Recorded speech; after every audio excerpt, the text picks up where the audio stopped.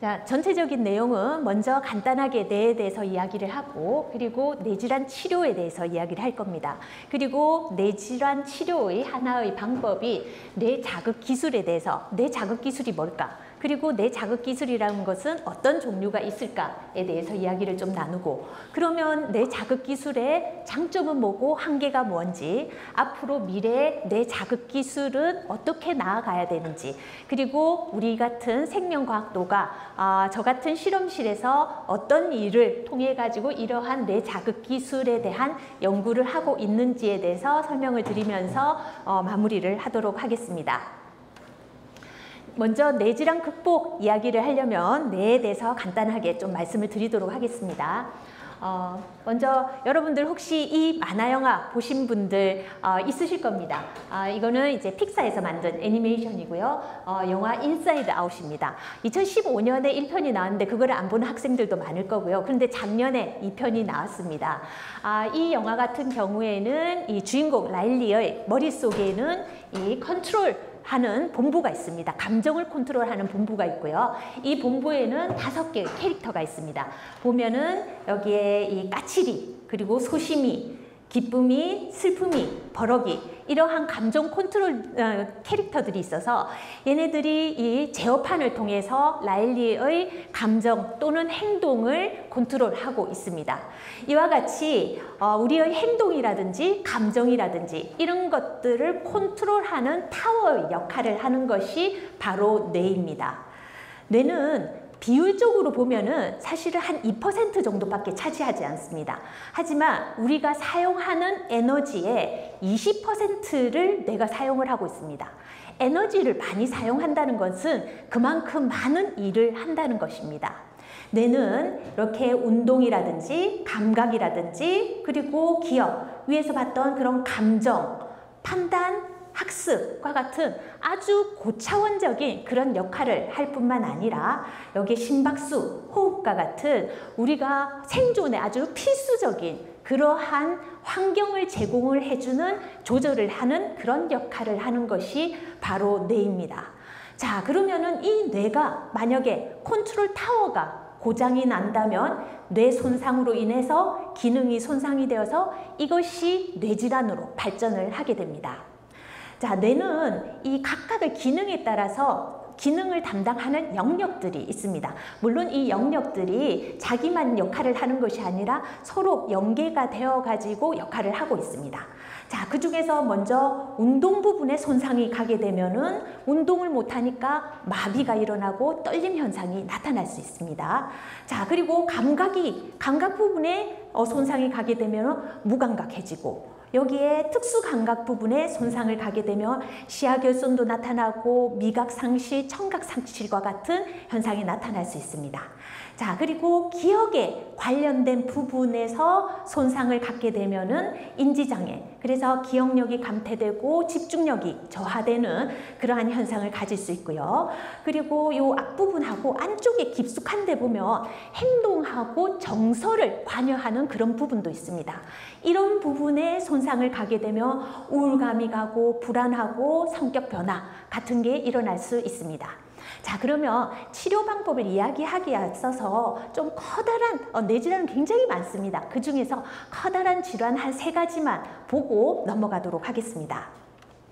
자, 먼저 알츠하이머 병입니다. 자, 알츠하이머 병은 기억하고 상관이 있는 병입니다. 아마 여러분들 가족 중에서 할머니, 할아버지가 알츠하이머를 알았거나 또는 지금 앓고 계시는 분도 있을 겁니다. 자, 오른쪽에 이 영화 같은 경우에는 내 머릿속의 지우개라는 그러한 영화이고요.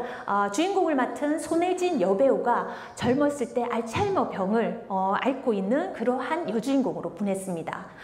사랑하는 사람의 기억에 대한 기억도 점점 소실이 되어져 가고, 그리고 자기가 항상 가던 집도 찾을 수가 없고, 결국 우리가 머릿속에 가지고 있는 아주 소중한 그러한 기억들이 서서히 소실이 되는 그러한 질병을 알츠하이머 병이라고 합니다. 자, 알츠하이머 병은 지금까지는 어떻게 알려져 있냐면 아밀로이드라는 단백, 이 단백은 원래 정상적인 기능을 하는 애들입니다. 자, 그런데 이 얘네들이 비정상적으로 막 축적이 되면서 제대로 뇌에서 찌꺼기를 제거를 하지 못해서 이것들이 뇌세포를 죽이는 역할을 한다라고 알려져 있습니다. 하지만 최근의 연구에 따르면은 이런 아밀로이드 단백뿐만 아니라 타우 단백, 그리고 뇌에서 일어나는 염증 같은 것들이 모두 알츠하이머 병을 일으킨다라고 보고가 되고 있습니다.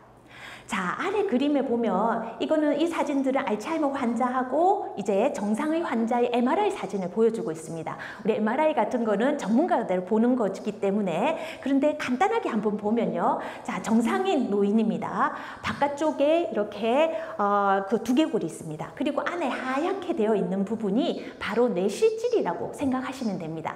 원래는 두개골 안에 이렇게 뇌실질이 꽉 채워져 있는 형태로 있어야 됩니다. 자, 그런데 알츠하이머 병이 진행된 부분에서는 이렇게 이 뇌조직들이 죽어나가가지고 여기가 구멍이 이렇게 뻥뻥 비어져 있는 이런 거를 우리가 뇌 위축, 아트로피라고 이야기를 하게 됩니다. 이런 현상들을 볼 수가 있습니다. 자, 이렇게 알츠하이머 병 먼저 소개해 드렸고요. 그 다음에 또 많은 병 중에 파킨슨 병이 있습니다. 자, 요즘 여러분들 도파민 얘기 굉장히 많이 합니다. 자, 도파민은 뇌에서 도파민을 필요로 하는 영역들이 굉장히 많습니다. 자, 파킨슨 병 같은 경우에는 이 뇌 아주 심부에 있는 이 흑색질이라는 부분이 있는데 여기가 도파민을 만드는 도파민 신경세포가 있는 곳입니다.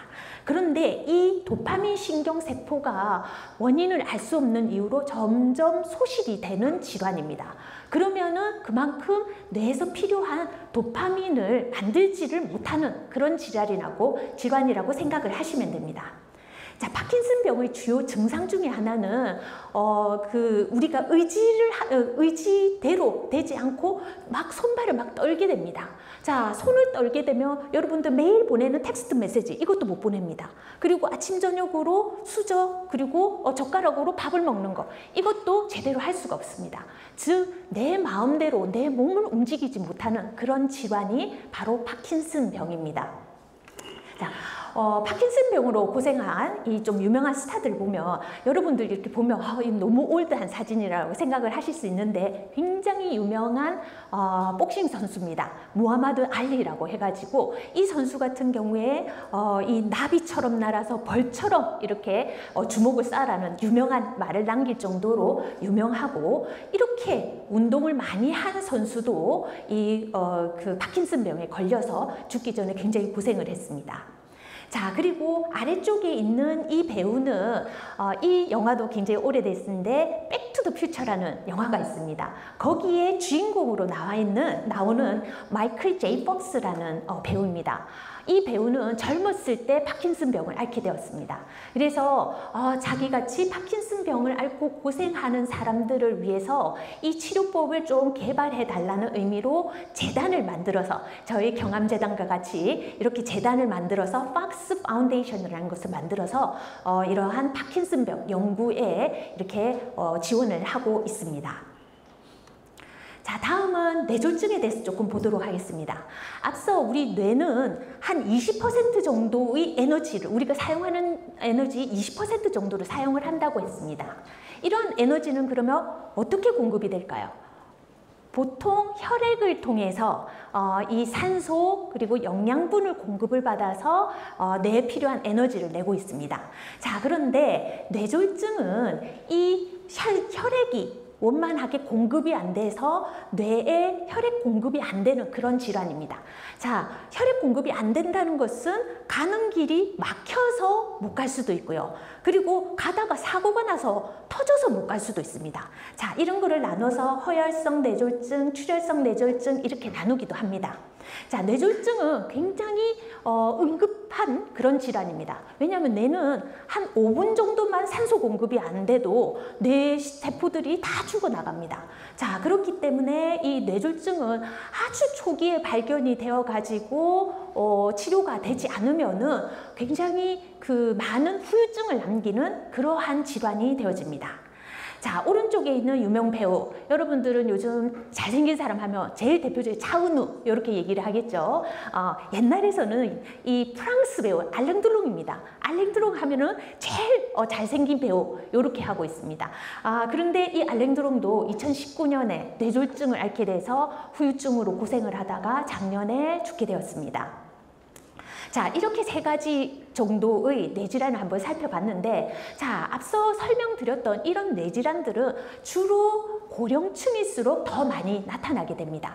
자, 그런데 점점 우리 사회가 고령화가 되다 보니까 고령에 의한 이러한 뇌질환, 여기는 뇌졸중이라고 되어 있지만 이건 뇌질환을 대표한 겁니다. 점점 발병률이 증가를 합니다. 자, 발병률은 증가하는데 우리가 지금 의료 기술이 너무 발달이 되어 있죠. 그러면 사망률은 감소하게 됩니다. 사망률 감소하면 좋은 거 아니에요? 좋은 거 맞습니다.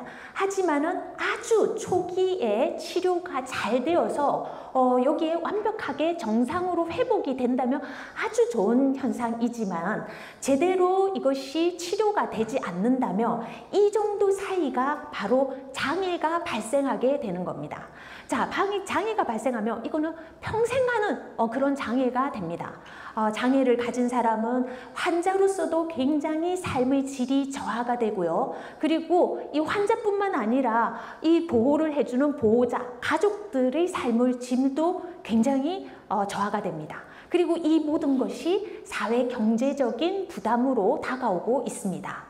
따라서 이러한 질환이 생겼을 때 물론 예방이 제일 중요합니다. 자, 예방을 하고 그리고 질병이 발생했을 때 아주 효과적으로 치료를 하고 재활하는 그러한 기술이 굉장히 중요하다라고 말씀드릴 수 있습니다. 자, 기존 치료 방법 한번 보겠습니다. 모든 질환들에 대해서 수술이라는 거는 굉장히 공포감을 줍니다. 하지만 특히 뇌수술 받아 하면 더 공포감을 가질 수 있습니다. 자, 그래서 이 뇌수술에 대한 위험성이 있고요. 그리고 한번 뇌질환을 앓게 되면 약물 치료, 평생을 약을 먹어야 할 경우도 있습니다. 자, 그런데 이런 약물 치료의 부작용이라든지 그리고 재활치료, 물리치료, 재활치료 이렇게 있는데 이거는 또 비용이 굉장히 많이 들 수가 있습니다. 그리고 이 치료의 어떤 한계가 있는 그러한 부분입니다. 자, 따라서 이러한 한계를 좀 극복을 하면서 이제 새로운 치료 방법이 없을까 해서 대두되고 있는 것이 바로 뇌자극 기술입니다. 자, 그러면 뇌자극 기술이 뭔지를 한번 보도록 하겠습니다. 여기에 제가 뇌에 직접 말을 걸다라는 표현을 썼습니다. 자, 뇌자극 기술은 원래 뇌의 어떤 정보의 전달은 정기적인 정보의 전달입니다. 자, 그런데 이 정기적인 정보의 전달이 뇌 질환에 의해 가지고 이것이 끊기거나 기능이 저하가 되었을 때 이것을 외부의 어떤 에너지원을 직접 자극을 함으로써 신경세포의 활성도를 조절하는 것이 바로 뇌자극 기술입니다.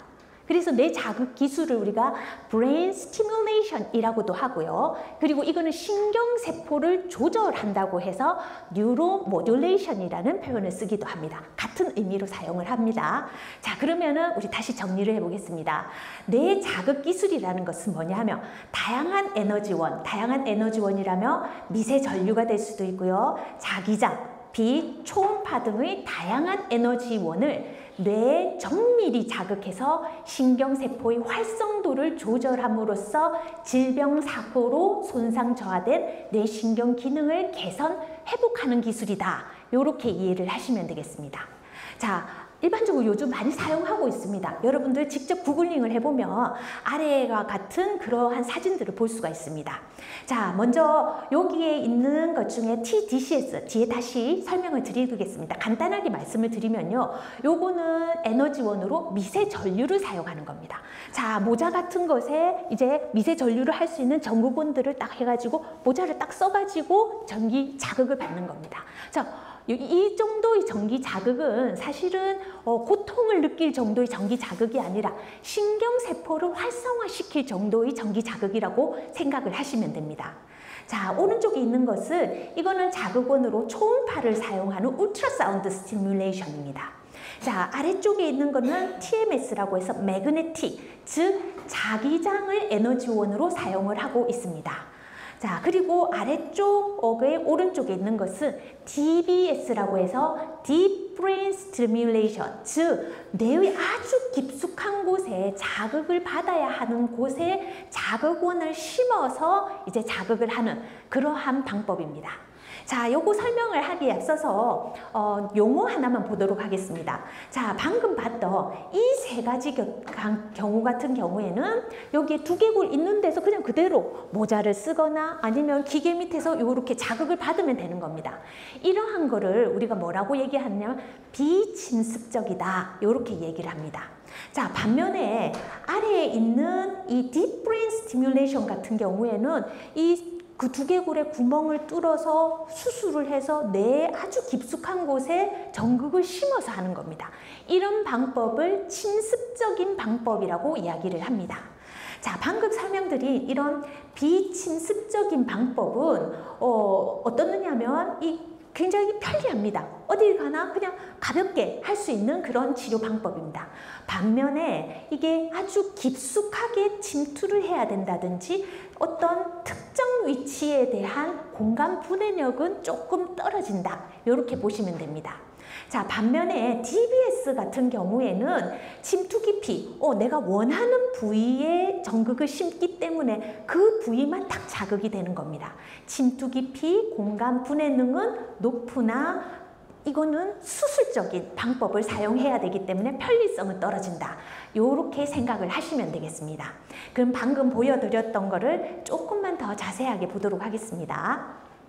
자, 먼저 Deep Brain Stimulation, 뇌심부 자극술입니다. 앞서 말씀드린 대로 뇌 속 깊은 곳에 전극을 심어서 전기 자극을 주는 방법입니다. 자, 주요 사용 분야로는 파킨슨병, 떨림, 일부 우울증 치료에 사용을 하고 있습니다. 특히 파킨슨병에 이 뇌심부 자극술을 많이 사용하고 있습니다. 앞서 파킨슨병 같은 경우에는 도파민이 제대로 안 만들어진다고 했습니다. 자, 그래서 일반적으로는 이 도파민 유도체를 먹어가지고 도파민을 공급을 하고 있습니다. 하지만은 이 도파민 유도체를 계속 먹다 보면은 내성이 생겨서 장기간 복용 이후에 도파민이 잘 안 생길 수도 있습니다. 자, 그리고 이 먹은 것으로서 제공된 도파민이 원래 안 움직여야 되는 그런 운동도 막 일으킵니다. 이거를 운동 이상증이라고 하는데 이게 파킨슨병에서 이제 약을 복용을 했을 때 부작용 중에 하나입니다. 이런 경우까지 갔을 때는 사실 뇌심부 자극술이라는 것을 직접 시행을 하게 됩니다.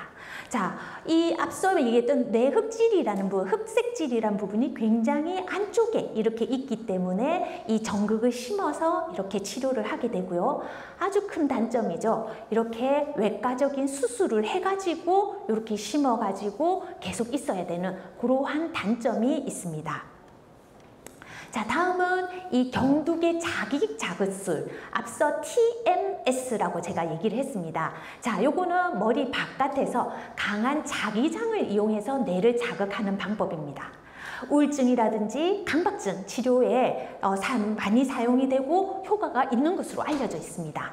자, 그런데 이 자기장 같은 경우에는 이 자기장 기기가 굉장히 큽니다. 자, 그래서 보통 큰 병원이라든지 이런 데 가서 이렇게 치료를 받아야 되는 그런 단점은 좀 있습니다. 다음은 경두계 직류 자극술입니다. 앞서 TDCS라고 표시가 된 그 부분입니다. 자, 이거는 머리에 약한 전류를 흘려보내서 뇌의 일부를 자극하는 방법입니다. 자, 기억력 향상, 집중력 개선, 우울증 치료 같은 데 사용을 하고 있습니다. 자, 오른쪽에 있는 그림은 Y브레인이라는 우리나라 업체입니다. 우리나라 카이스트 출신의 과학자가 이제 이 회사를 만들어서 여기 이렇게 밴드, 머리 밴드의 형으로 아주 간단하게 하면서 핸드폰으로도 이렇게 할 수 있도록 잘 만들어져서 현재 판매도 할 수 있고 하고 있고, 그리고 임상시험까지 하고 있는 그러한 방법이 경두계 직류 자극술입니다. 자, 그리고 경두계 초음파 자극술도 있습니다. 이것은 이제 초음파를 사용하는데 초음파의 장점은 조금 깊이 이렇게 들어갈 수가 있습니다. 자, 그래서 초음파를 이용해서 두개골을 통과해서 뇌의 특정 부위를 자극하는 방법입니다. 전극 삽입 없이도 깊은 뇌 부위를 자극을 할 수 있고 이 파킨슨병, 간질, 우울증 치료 이런 데에 사용이 되고 있습니다. 자, 다음은 광생물 조절이라고 해서 포토바이오 모듈레이션인데 앞서 말씀드린 에너지원 중에서 이거는 빛을 사용하는 겁니다.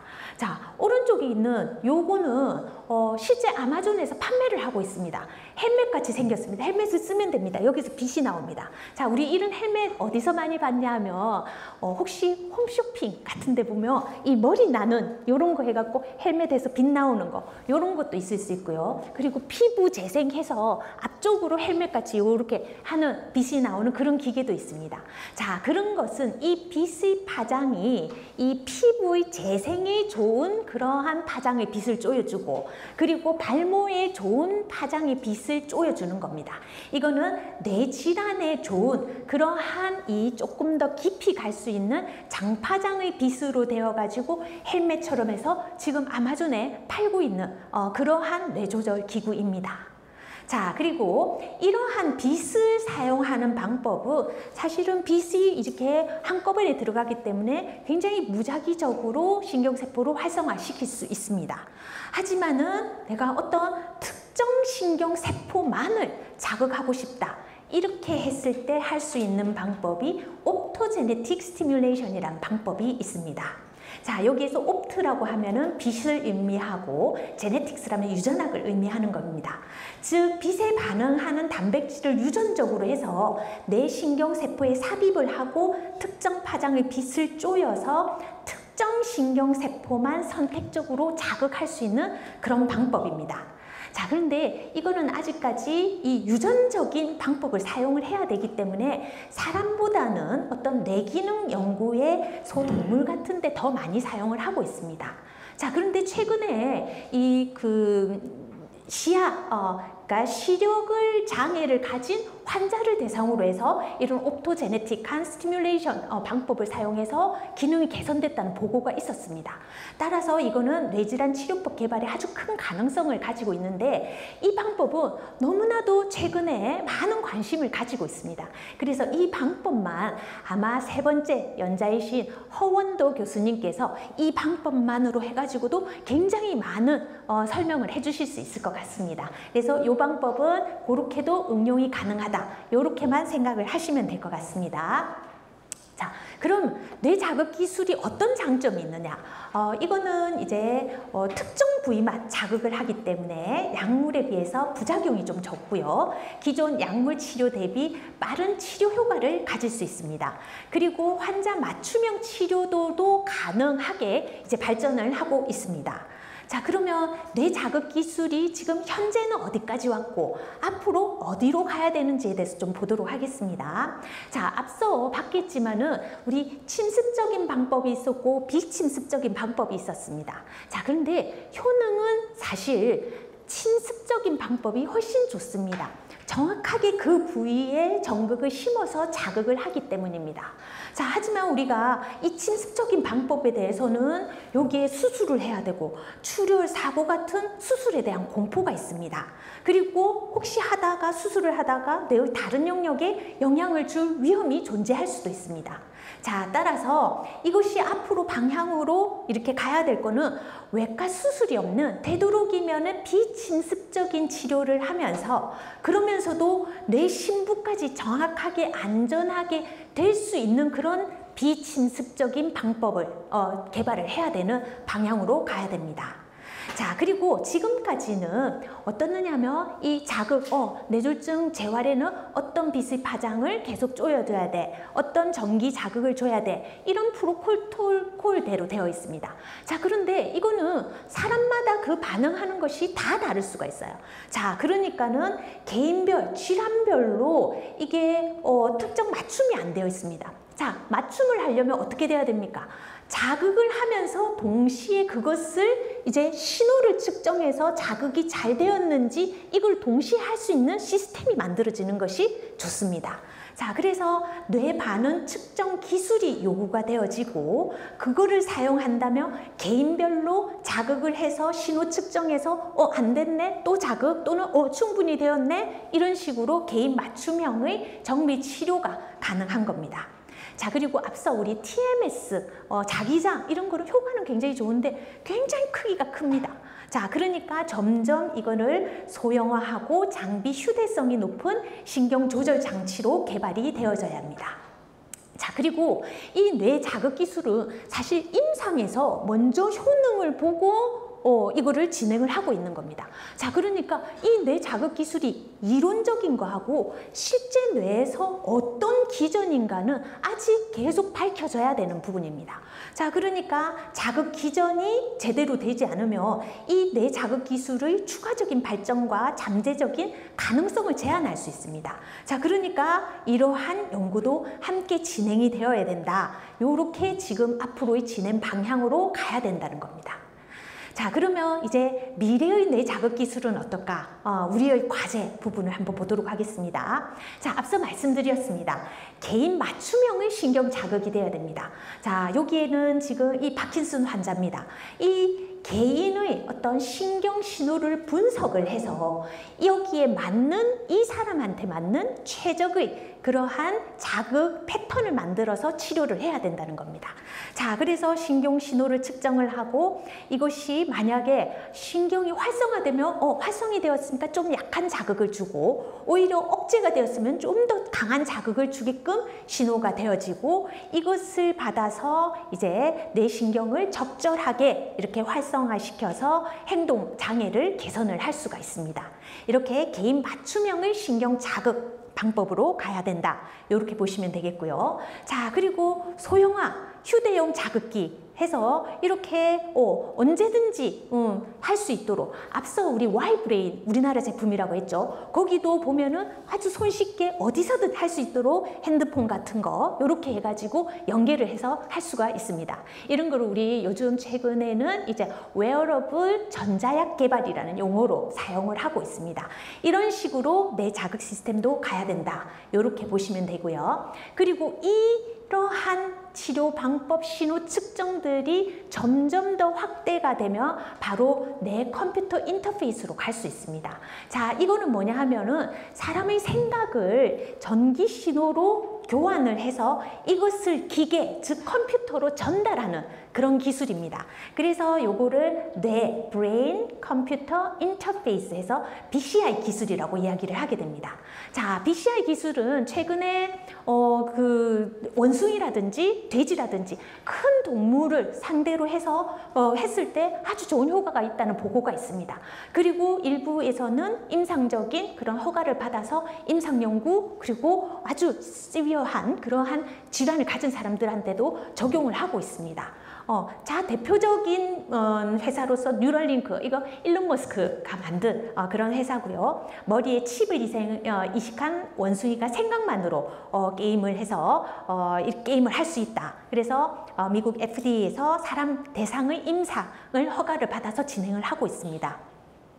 또 한 예로는 스위스 로잔 연방공대 같은 경우에는 하반신 마비 환자한테 뇌 신호를 척수에 전달을 하게끔 해서 이렇게 혼자 힘으로 걷고 계단도 오르게 할 수 있고요. 그리고 스탠퍼드에서 한 거는 여러분들 방송도 많이 봤을 겁니다. 루게릭 환자한테 전극을 심어서 이 루게릭 환자의 어떤 생각을 컴퓨터로 할 수 있도록 이렇게 하고 있습니다. 자, 그러면 지금까지 봤을 때 이거는 대부분이 기계 개발 아냐? 공학 아냐? 이렇게 생각할 수 있습니다. 하지만 이런 연구를 하기 위해서는 물론 기계 개발이 돼야 됩니다. 하지만 기기를 개발하는 사람이 뇌를 모르는 사람이 개발해서는 안 되겠죠. 기기를 개발하는 공학이 있어야 되고요. 자, 그리고 이거는 결국 사람한테 적용을 해야 됩니다. 그럼 또 누가 들어와야 됩니까? 의사 선생님이 들어와야 됩니다. 자, 그리고 뇌를 잘 아는 뇌과학자, 우리 같은 생명과학자들이 함께해서 이게 뇌에 어떤 작용을 하고 어떤 부작용이 있을 수 있는지 이런 것들을 함께해서 융합 연구로 이 연구들은 진행이 되어야 됩니다.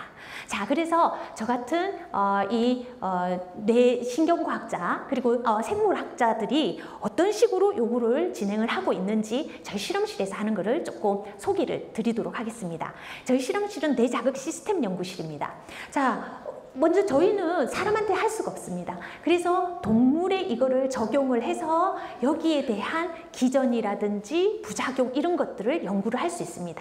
자, 그러면은 아주 작은 새양쥐 아니면은 흰쥐 이런 쥐들한테 하려면 그 크기에 맞는 그러한 자극기를 개발을 해야 되겠죠. 그러면 아주 이렇게 작은 자극기를 해서 직접 이렇게 적용을 하고 하게 됩니다. 자, 전기자극, 광자극, 그리고 최근에는 이렇게 나노 물질을 사용해 가지고 광유전압 기술을 사용하는데 여기 이렇게 보시면은 아주 가늘게 이렇게 수염이 흔들리는 게, 그러니까 정상적으로 있다가 광을 탁 했을 때 싹 흔들린다는 거, 지금 뇌가 활성화가 되고 있다는 그런 의미가 되어집니다. 자, 이런 식으로 연구를 하고 있고요. 그러면은 우리가 뇌질환 극복을 위해서 뇌 자극을 한다면 뇌질환의 어떤 동물 모델에 적용을 해야 되겠죠. 자, 그래서 보면은 뇌질환 동물 모델을 직접 제작을 해서 여기에 적용을 하고 있습니다. 자, 수술적인 방법으로 해서 뇌졸중 동물 모델, 외상성 뇌손상 모델도 만들고요. 그리고 화학적인 물질을 사용해서 파킨슨 동물 모델, 그리고 유전자적인 조작을 통한 그런 알츠하이머 동물 모델 같은 데 적용을 하게 됩니다. 자, 자극기가 있어요. 그리고 동물 모델이 있습니다. 그러면 이거를 적용을 해서 이것이 치료가 얼마나 되었는지, 뇌 기능이 얼마나 개선이 되었는지 이런 것을 우리가 평가를 직접 해야 됩니다. 자, 그래서 신경학적 결손 같은 것들을 볼 수 있고, 그리고 이 와이어 같은데 동물을 주게 되면은 이게 막 이렇게 운동을 합니다. 자, 이런 운동, 그리고 여기에 로타로드 테스트라고 해서 링이 막 돌아갑니다. 여기 올려놓으면은 막 운동을 합니다. 자, 이러한 운동 테스트 같은 걸 할 수 있고요. 자, 그리고 인지 기능, 우리가 기억에 대한 그러한 기능도 측정을 할 수 있습니다. 자, 요거는 가장 유명한 인지 기능 테스트 방법인데 모리스 워터메이즈라고 해서 여기에 수영을 시킵니다. 자, 마우스를 수영을 시키면 여기에 플랫폼을 갖다 놓습니다. 자, 그러면 수영을 하다가 플랫폼 위에 탁 안착을 하면 아, 이제 내가 살았어 하고 안심을 하겠죠. 이런 것들을 한 5일, 6일을 훈련을 시킵니다. 자, 훈련을 시킨 다음에 마지막 날에 이 플랫폼을 치워버립니다. 그러면 어떻습니까? 기억을 잘 하는 애들은 이 플랫폼이 있던 데를 계속 왔다 갔다 합니다. 자, 그런데 이 기억을 잘 못하는 애들은 전체적으로 계속 수영을 하는 이런 것들을 평가를 해서 뇌기능 평가를 통해서 이 자극 기술이 얼마나 효능이 있는지 이런 것들을 평가를 할 수 있습니다. 자, 그러면 동물로 직접 하는 무비를 조금 보도록 하겠습니다. 자, 이거는 운동 평가 중에 이렇게 폴 위에 갖다 놓으면 이렇게 잘 내려갑니다. 이거는 정상적인 동물 부분이고요. 자, 그리고 로타에 이렇게 올려놓으면 온몸을 사용하고 막 운동을 합니다. 못하는 애들 툭 떨어지면 그 얼마나 매달려 있는지 여기에 대해서 평가를 할 수가 있습니다. 자, 그리고 여기에 이렇게 와이어에 걸쳐 놓으면 앞발, 뒷발 해갖고 사용해서 막 움직입니다. 근데 뇌 기능을 가진 애들은 이런 운동을 제대로 할 수가 없습니다. 자, 그리고 신경 결손 평가해서 보면은 이 꼬리를 이렇게 들게 되면은 정상쥐 같은 경우에는 아주 원활하게 다 움직이지만 여기 뇌 손상 같은 경우는 앞발 있는 데를 잘 움직이지 못합니다. 자, 이런 것을 본다든지 아니면 바닥에 놨을 때 정상쥐만 앞으로 막 이렇게 진행을 하려고 합니다. 자, 그런데 뇌 손상쥐는 손상된 방향으로만 이렇게 회전하는 것을 볼 수가 있습니다. 자, 이렇게 측정을 해서 이제 뇌 결손 평가를 할 수가 있고요. 자, 그리고 앞서 말씀드렸던 이 기억 인지 기능 평가하는 거, 이미 훈련이 된 애들입니다. 훈련된 애들, 여기 실제는 지금 플랫폼이 없습니다. 훈련된 애들을 이렇게 수영을 시키면 옛날에 플랫폼이 있던 데서 계속 왔다 갔다 합니다. 그러면 이 부분에서 얼마나 머물렸나 이런 거를 보면서 아, 얘가 뇌 기능이, 인지 기능이 좋구나 안 좋구나 이런 걸 평가할 수 있습니다. 자, 또 하나의 방법은 뭐가 있냐면 우리 이게 노블 오브젝트, 새로운 물체에 대한 재인식입니다. 원래 이런 쥐들은 새로운 물체가 있으면 거기에 막 이렇게 관심을 가집니다. 자, 그런데 원래 있던 물체로 적응을 시킨 다음에 그 다음에 새로운 물체를 가져왔을 때 이 옛날 물건을 물체에 대한 기억을 가지고 새로운 물체와 이걸 구별할 수 있는 능력, 이것도 하나의 인지 기능입니다. 이런 것을 측정을 해서 저희가 진행을 하고 있습니다. 자, 앞서 말씀드렸습니다. 저희 같은 생명과학자들이 이 공학과 그리고 의학의 연구자들과 함께해서 이런 연구가 진행이 되어야 됩니다. 그래서 저희 실험실에서 이렇게 뇌 자극기 그리고 뇌의 어떤 신호를 측정하는 그런 기기, 이런 것들이 어떤 기전을 가지는지 이런 연구를 진행을 하고 있습니다. 자, 그런데 우리가 결국은 이게 무조건 발전만 해서는 안 됩니다. 윤리적인 문제를 고려를 해야 됩니다.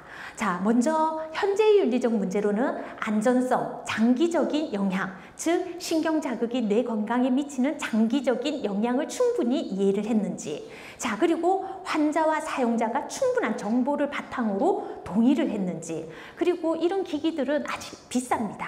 자, 그럼 비용 문제로 인해서 특정 계층만 이 기술을 이용할 수 있는 건 아닌지, 이런 것에 대한 윤리적인 문제를 고려를 해야 됩니다. 자, 그리고 미래의 윤리적인 문제, 특정 집단이 기술을 통해서 더욱 우월한 능력을 가지게 될 가능성은 없는지, 우리 이런 거 영화에서 많이 봤죠. 자, 이런 것도 실제 상황으로 일어날 수 있는 겁니다. 충분히 고려를 해야 됩니다. 자, 그리고 이거를 개인으로 이렇게 치료를 하면 뇌 신호를 분석을 해야 되겠죠. 이러한 뇌 데이터가 수집 분석이 될 경우에 개인의 자유와 사생활은 어떻게 보호가 되는지, 그리고 뇌 컴퓨터 BCI가 인간의 생각과 감정을 직접 조장해서 읽는 것이 도덕적으로 허용이 되는지, 이런 것들을 사회적으로 충분히 우리가 이야기를 하고 이 일들이 진행이 되어야 된다라고 생각을 하시면 되겠습니다. 자, 그러면 오늘 말씀드린 거 한번 정리를 해보도록 하겠습니다. 자, 현재의 뇌 자극 기술은 침습적인 방법도 있고 비침습적인 방법도 있습니다. 자, 신경 조절은 이렇게 뇌 기능을 개선하고 신경 재활에 활용이 될 수 있습니다. 자, 미래의 뇌 자극 기술로 개인 맞춤형의 신경 자극을 할 수가 있고요. 그리고 아주 소형화 휴대성을 해서 웨어러블 전자약으로 개발을 할 수가 있습니다. 자, 그리고 뇌 컴퓨터 인터페이스로 해서 생각만으로도 기기를 제어하는 기술로도 발전할 수 있습니다. 자, 이것은 이러한 기술들은 알츠하이머 뇌졸중증의 난치성 뇌질환 치료 가능성을 확대할 수 있습니다.